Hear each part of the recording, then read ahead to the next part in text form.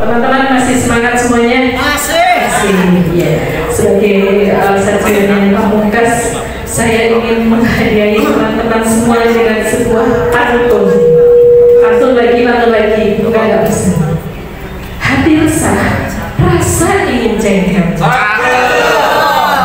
Tepis jengkel, minum sepat serban. Kepala sekolah hebat, rajin ber-OJL. OJL bermanfaat hebat. Luar biasa. Baik, saya mulai saja presentasi saya. Ini adalah laporan yang di coaching cantik apa ganteng ya, yang sudah dilaksanakan selama 1 bulan, ya, seperti teman-teman semuanya. Inilah laporannya.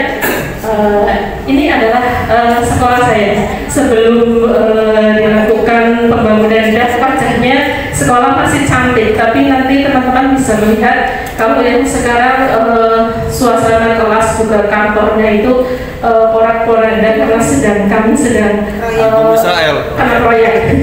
Ya. Dan ini hal yang melatar belakangi seperti teman-teman tadi menyampaikan, ada 3 Permendiknas ya nomor 13 2007 yang ditetapkan tanggal 17 April tentang standar kepala sekolah, kemudian Peraturan Jenderal Guru Tenaga Kependidikan nomor 6565, kemudian Permendikbudristek nomor 40 2001 penugasan guru sebagai kepala sekolah. Nah, berdasarkan dari 3 aturan ini, maka dilakukan OJL untuk apa? Untuk mengembangkan kompetensi kepemimpinan pembelajaran dan manajerial kepala sekolah. OJL yang dilakukan itu sebagai satu refleksi dari LTR dengan melakukan RTK. Nah, apa saja tujuan dari OJL? Yang pertama adalah peningkatan kompetensi kepala sekolah dalam bidang manajerial, coaching, supervisi akademik. Kemudian mengembangkan kepemimpinan pembelajaran. Yang berikutnya adalah pengembangan sekolah sesuai dengan rapor pendidikan masing-masing, dan yang berikutnya adalah mengembangkan pembelajaran yang inovatif. Nah, ini profil sekolah saya berdiri pada tahun, kalau tadi ada yang tahun 1937, tapi ini lebih tua lagi, tahun 1927. Beralamatkan di Jalan Raya Krengseng nomor 47 Taraban, tepat di bawah flyover Kretek. Jadi kalau Bapak Ibu melintas di kota ke Purwokerto, menengoklah ke sebelah kiri, ada sekolah yang cantik, itu sekolah saya, ya, sekolah Negeri Taraban 1. Nah, visi yang kami sini yang berlaku adalah terbentuknya peserta didik yang beriman, bertakwa kepada Tuhan Yang Maha Esa, cerdas, terampil, dan berprestasi. Insya Allah prestasi dari tahun ke tahun selalu ada, dan insya Allah progres dan bisa dipertahankan. Yang berikutnya, berdasarkan visi tersebut kami menyusun misi dan tujuan. Ini misinya bisa Bapak Ibu amati sendiri. Insya Allah misi dan tujuannya tidak keluar dari koridor dari visi yang kami susun. Next berikutnya. Nah, untuk melakukan proses OJL, yang pertama, langkah yang kami lakukan dengan melakukan sosialisasi OJL yang dilakukan oleh kepala sekolah. Kapan waktunya? Bapak, ini tulisan C-nya besar. Kami lakukan pada tanggal Jumat 29 September 2023, bertempat di ruang kelas 5, dan waktunya dari jam 9 sampai dengan jam 10.30. Nah, siapa pematerinya? Pematerinya adalah kepala sekolah. Kemudian apa materinya? Manajerial, kepemimpinan, RTK dengan RTM. Nah, yang berikutnya ini adalah dokumentasi ketika kami melakukan sosialisasi dari OJL yang akan kami lakukan.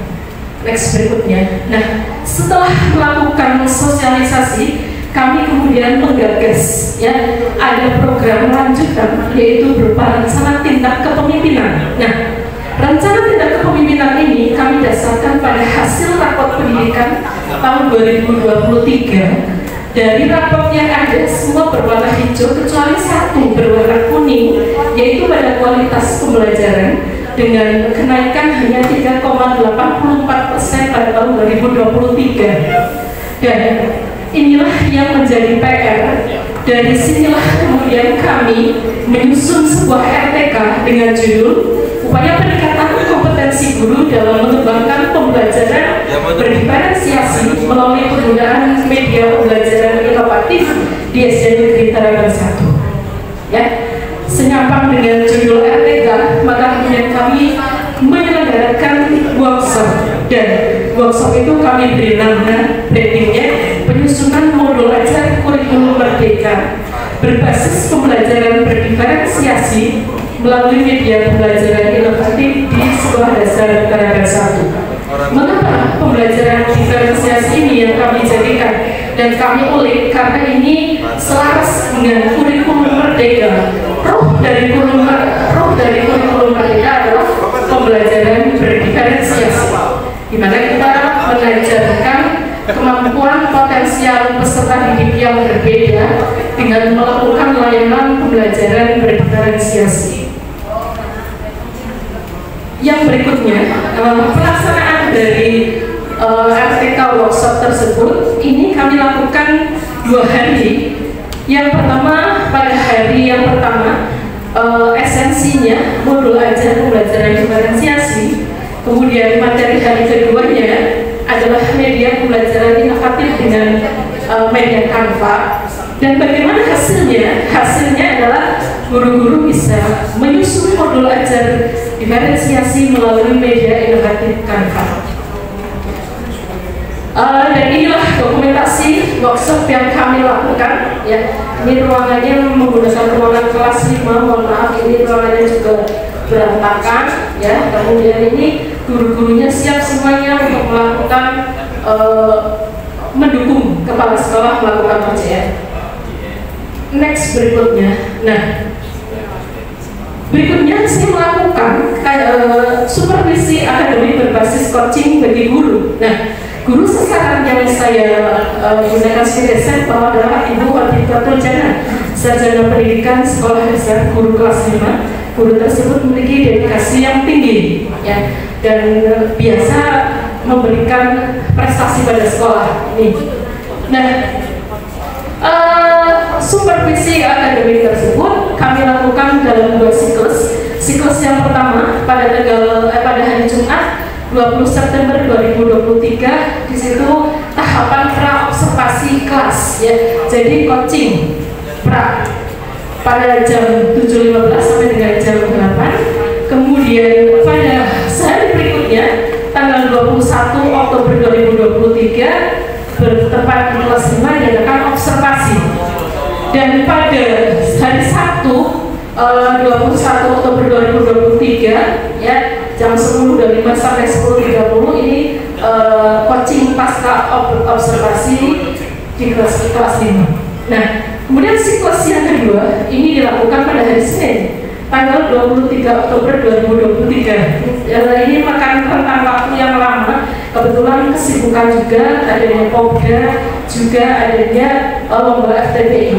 Nah, kemudian untuk pra-observasinya itu dilakukan masih pada hari Senin, dan pada hari Senin itu juga dilakukan observasi. Dan kapankah dilakukan coaching pasca observasi itu? Pada hari Rabu, pada hari terakhir kemarin. Inilah dokumentasinya. Ini guru melakukan pembelajaran di siklus 1, bisa diamati. Kemudian ini supervisi modul ajar berdiferensiasi. Nah, ini aktivitas yang dilakukan oleh guru dan siswa. Ini pertama untuk mengukur, ya, mengukur kemampuan siswa, berarti analisis diagnostik dengan melakukan pretest, ya. Kemudian ini belajar diferensiasi konten, belajar melalui video, kemudian melalui artikel, dan yang satu lagi adalah belajar dengan melakukan percobaan. Nah, ini dilanjutkan dengan presentasi. Bagaimana langkah-langkah pada siklus 1 dan 2? Langkahnya pra-observasi dengan guru memaparkan tujuan dan desain pembelajaran yang akan dilakukan serta pemilihan diferensiasi apakah konten apakah prosesnya. Yang berikutnya, pelaksanaan dengan pengamatan hasil. Dari sini hasilnya ini 79,16 berdasarkan instrumen yang ada. Dan pada paskanya, coachingnya, guru kemudian memaparkan akan memperbaiki diferensiasi produk bahwa merefleksi sendiri kira-kira apa yang kurang. Nah, pada supervisi pada siklus yang kedua, nah ini hasilnya praobservasi sebelum mengajar, guru tersebut mengatakan bahwa masih didesain pembelajarannya seperti ini. Ya. Kemudian yang berikutnya, observasi pembelajarannya dilakukan secara inovatif, menyenangkan, bersemangat, dan hasilnya progres berdasarkan instrumen nilainya 91,66. Dan pada pasca observasi, guru ingin mengembangkan pembelajaran pada supervisi yang akan datang, pembelajaran yang inovatif begitu. Yang berikutnya ini adalah dokumentasinya ya pada saat siklus kedua. Nah ini belajar nanti pada produknya. Yang dibedakan adalah membuat nanti diorama rantai makanan, tapi yang dibedakan pada habitatnya. Nah, ini ya ini sedang membuat, kemudian presentasi, dan ini hasilnya ya, ini hasil diferensiasinya. Kemudian telah modul berdiferensiasi kami lakukan pada dua guru kelas 2, Bu Nur Fadilah, dan guru kelas 5, Bu Fadikatul Jannah. Menurut saya ini harusnya kelas 5. Nah, modul ajar pada kelas 2, Ibu Siti Nur Fadilah sudah memenuhi kualifikasi B dengan nilai 77,08. Pembenahannya di situ instrumen perbaikan remedi dan pengayaan dan bentuk soal serta teknik penilaiannya belum diungkapkan, hanya secara umum saja, tidak diungkapkan secara detail. Kemudian pada Bu Hadikatul Jannah, kualifikasi juga B, nilainya 79,76%. Penyusunan dalam tujuan ini belum menggunakan unsur ABCD, ya, audien, behavior, kondisi, dan degree. Nah, kemudian penilaian remedial, pengayaan tidak disebutkan, teknik, skor, juga instrumen. Nah, yang berikutnya kami lakukan pengkajian pada 3 KOSP, persiapan dengan mengumpulkan dokumen, menyiapkan instrumen, kemudian pelaksanaannya dengan menganalisis seluruh isi KOSP dengan menggunakan instrumen, dan hasilnya kesimpulannya bahwa pengkajian KOSP yang ada di SD Terapan 1 mendapatkan nilai 94,30 dengan kategori sangat baik. Yang berikutnya ini adalah dokumennya, kemudian ini adalah rencana kerja sekolah. Bagaimana hasilnya? Tahapannya persiapan, mengumpulkan, kemudian berkoordinasi, kemudian pelaksanaannya, melihat RKS dan dikaji menggunakan instrumen. Kesimpulannya sudah sangat baik, hasilnya 92,61. Ini, dan yang berikutnya rapor pendidikan. Ini wajah rapor pendidikan, ada yang kuning yaitu pada kualitas pembelajaran, dan apa yang kami lakukan sama dengan yang tadi. Nah, secara umum mengalami peningkatan perbaikan pada kualitas pembelajaran dengan melakukan workshop, melakukan supervisi, partisipasi komunitas belajar, dan praktek pembuatan media inovatif. Nah, kemudian ini adalah prosesnya, pengajian, dan kesimpulannya. Penguatan kepemimpinan dan manajerial melalui OJL meningkatkan kompetensi kepala sekolah. Saran OJL akan semakin berdaya guna apabila durasi ditambah sehingga lebih berkualitas. Ya, ini produknya berprestasi. Ya, ini akan didapatkan. Good day, selesai. Terima kasih. Dengan tulus hati kan. Kan semuanya yang mewakili, Pak, ada yang tadi supervisi, ada yang berkumpul aja, ada yang Pak, semuanya.